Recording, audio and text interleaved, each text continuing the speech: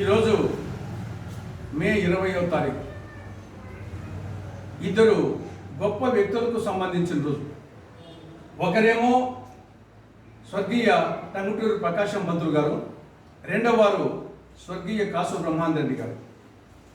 టంగుటూరి ప్రకాశం పంతులు గారికి సంబంధించి ఇది 68వ వర్ధంతి. ప్రకాశం పంతులు గారు స్వాతంత్ర సమరయోధులు. క్విట్ ఇండియా ఉద్యమంలో పాల్గొని 3 సంవత్సరాల పాటు దుర్భర జైలు జీవితాన్ని గడిపినటువంటి స్వాతంత్ర సమరయోధుడు. ఆంధ్ర రాష్ట్ర కమిటీ అధ్యక్షుడిగా రాష్ట్రంలో కాంగ్రెస్ బలోపేతానికి కృషి చేసినటువంటి అసలు సిసలు కాంగ్రెస్ నాయకుడు టంగుటూరి ప్రకాశం పంతులు గారు. ఆయన గొప్ప పరిపాలనాధ్యక్షుడు. ఉమ్మడి మద్రాసు రాష్ట్రానికి ముఖ్యమంత్రిగా, రాష్ట్ర విభజన తర్వాత ఆంధ్ర రాష్ట్రానికి తొలి ముఖ్యమంత్రిగా ఆయన అనేక సేవలు చేశారు. విజయవాడ దగ్గర ప్రకాశం బ్యారేజీ ఆయన మానస పుత్రిక. ఆయన నిరాడంబరుడు. తన బట్టలు తానే ఉతుక్కునేవాడు. ఆయన గొప్ప సాహసవంతుడు. సైమన్ కమిషన్కి ఎదురొడ్డి తన గుండెను చూపించి దమ్ముంటే కాల్చుకోమని చెప్పినటువంటి సాహసవంతుడు. అందుకోసమే ఆయనకు ఆంధ్ర కేసు అని బిరుదు వచ్చింది. అటువంటి గొప్ప నాయకుడు టంగుటూరి ప్రకాశం పంతులు గారు. ఇక రెండవ వారు కాసు బ్రహ్మానందరెడ్డి.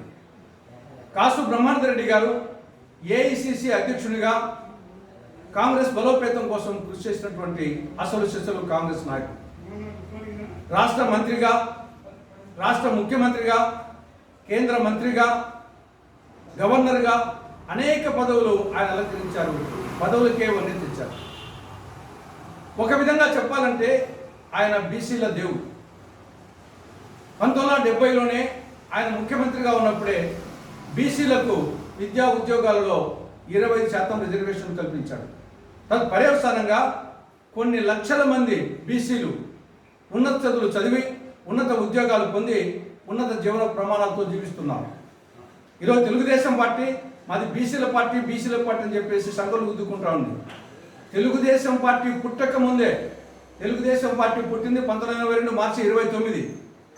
అంతకుముందు 12 సంవత్సరాల క్రితమే 1970లోనే బీసీలకు 20% రిజర్వేషన్లు కల్పించినటువంటి కాంగ్రెస్ నాయకుడు బ్రహ్మానందరెడ్డి. కాబట్టి ఈయన అసలు సిసలు సమైక్యవాది.